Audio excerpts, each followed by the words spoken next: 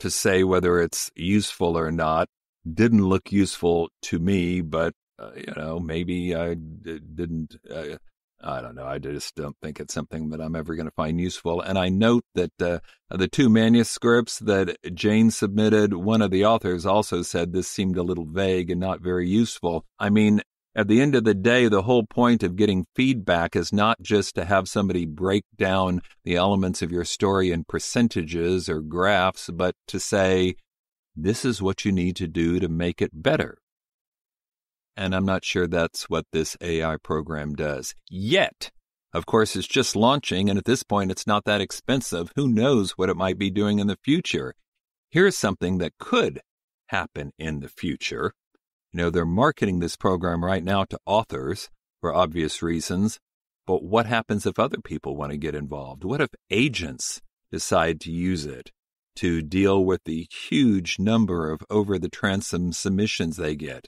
Upload some of the most promising to Marlowe and see if Marlowe thinks any of them are worth taking on. Or what if publishers use it?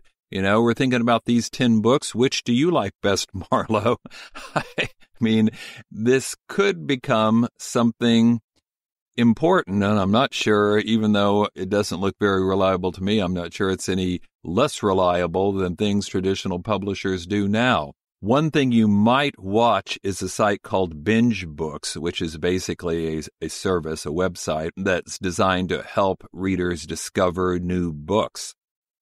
They're going to use this to discover which ones they should be recommending. Let Marlowe make the recommendations. Here's something to think about. Book publicity has always circulated around the idea of word of mouth. We used to talk about people gathering at work at the water cooler. Now it's mostly posts on Facebook or Instagram or whatnot, but it's still word of mouth. What happens if that word of mouth is generated not so much by readers, but by an artificial intelligence that's telling you what books are worth reading? You will like this book, and then what? Open the pod bay doors, Hal. I want to read.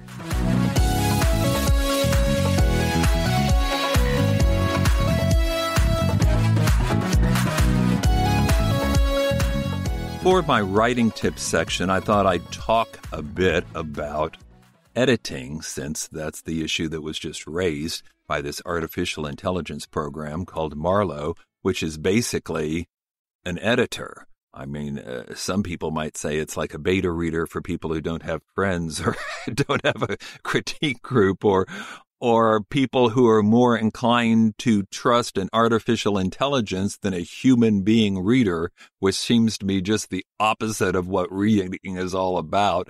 You should care about what readers think. But anyway, I may have said this before, but just to be clear, everyone needs feedback. Possibly from human beings, not programs, but everybody benefits from feedback. Everyone needs an editor. One of the big mistakes people make, and this happens even sometimes to very successful authors, is they start thinking, well, I know it all, and other people just don't get it, so I'm going to ignore their feedback or just not get it in the first place.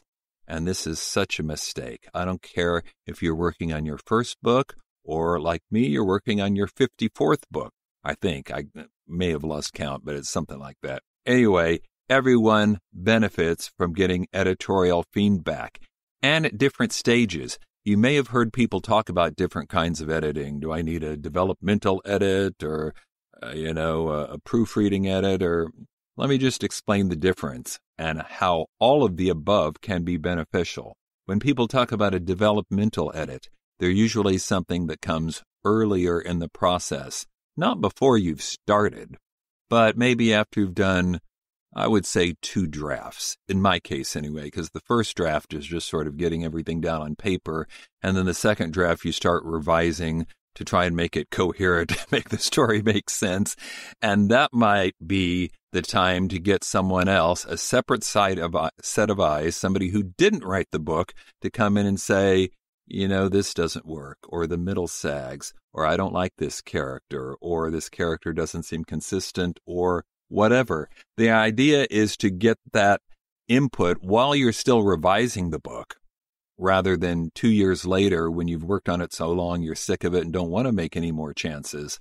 Do it while there's something to actually be read, but you're still open to input.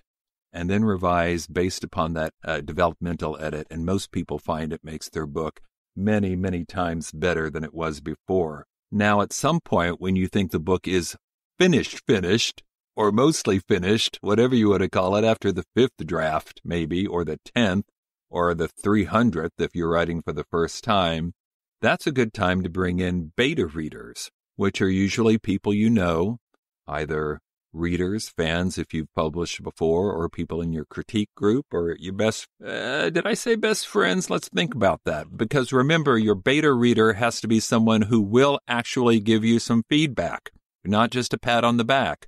Oh, Bill, that was wonderful. Well, thanks, but that really doesn't help. Might give me a little ego boo, but not helpful. You want people who will say, I liked this, I didn't like that, this didn't work, I don't know what the point of the scene is, and so forth. And that, too, can be invaluable. Probably beta readers aren't giving you so much to work with as a developmental edit because you're not really wanting to turn the whole thing upside down at this point. It's mostly done, but it could be better. Again, everyone benefits from this, not just first-time writers. And then you incorporate the comments from the beta readers and perhaps some other things you've thought of because you've had some more time to deal with it. Then it's time to look out for proofreaders. People who are reading, be open to anything, but primarily they're looking for boo-boos. This is not the most fun work. I think some people enjoy it, but, trying to make sure your mind doesn't trick you into seeing what you think is going to be on the page, but actually see what is or isn't on the page, so you notice missing words or homophones that are misspelled in this context or whatever it is. Often, what people do is form a sort of writing co-op. Do you have 4 or 5 friends who also write, so you can trade manuscripts? They do it for you and then you do it for them, because this is something everybody needs. And I said 4 or 5 for a reason, because that's about how many times somebody needs to do it before you can feel confident you've caught all the boo-boos. Here's the reality. Typos are everywhere. It's not just you. Even in traditional publishing, where books have supposedly been vetted many times over, mistakes will creep into the manuscript.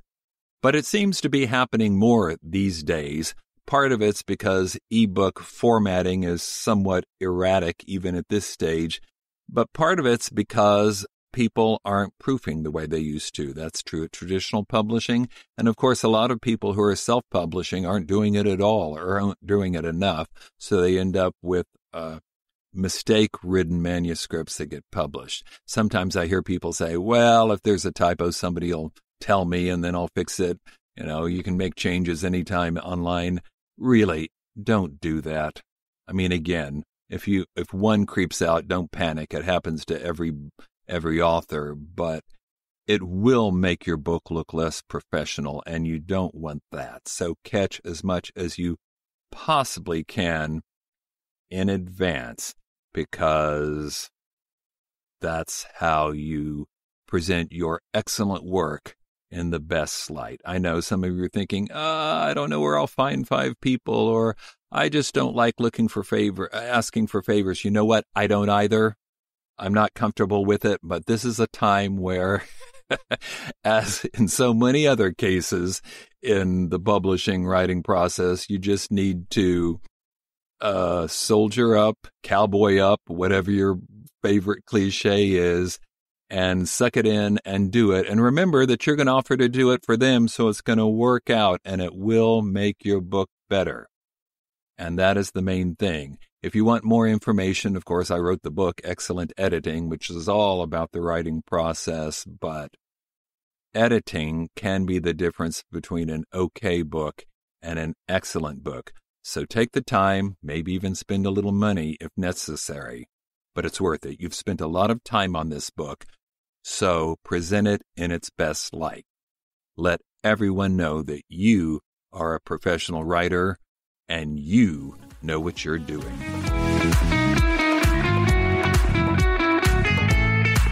My interview this time is with Betsey Kulakowski, author of the Veritas Codex. Although there's already a second book in this series in the works based on the success of the first, which only came out earlier this month, but it is a hit.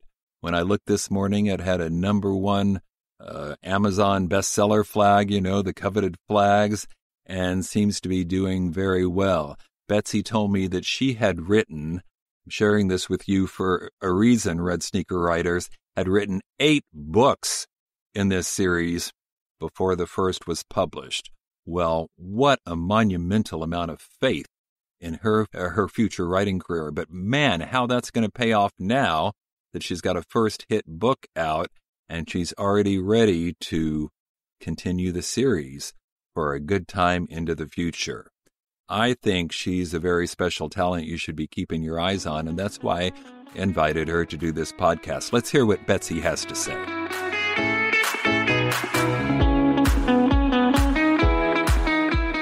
Betsey, thanks for being on the podcast. Thanks, Bill. I appreciate you having me. All right. I think you know the traditional opening question. If you could give an aspiring writer one piece of advice, what would it be? Well, it's really hard for me to narrow it down to one, but I think this is a good one. Do something every day that gets you closer to your goals. You have to have a goal to do that, but just do something every day that gets you there. It may take a while, but it's worth it. I like that advice. You've had the goal of being a published writer for a while now, am I right? Since I was very little. I think I wrote my first book when I was about 6 years old. I bet a lot of people. Did you say you wrote it? Yes, I wrote a book when I was 6. Holy smokes. I thought you were saying you knew you wanted to be. I knew I wanted to be. I don't think I'd written anything at age 6. What did you write? It was just a little kid's picture book. I illustrated it and I bound it, and I think I gave away a couple copies of it as presents. And you copied them by hand, I'm guessing? Mm-hmm. Yep, all with crayons. Oh, parents must have been so proud, though. I wish I knew where any of those copies were. Nobody's, that's the only reason I know that I was writing at an early age is because my mother saved them. Not for you, not in your case. She probably has them somewhere in an attic somewhere. I mean, they weren't really worth saving, but Mom did hang on to those. Mom probably does have them if I know her.